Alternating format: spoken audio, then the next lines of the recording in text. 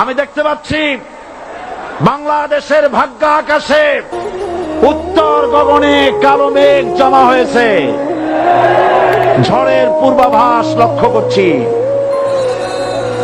যদি মোকাবেলা করতে না পারেন সক্ষম ভাবে, এমন অন্ধকার গাঢ় কালো অমাবস্যার রাত আসতে পারে যার সুবে সাদেক হওয়া অসম্ভব।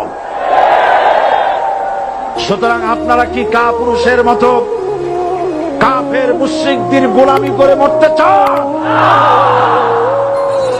বিড়ালের মতো 500 বছর বেঁচে থাকার কোনো লাভ নাই। সিংহের মতো এক ঘন্টা বাঁচতে চাই।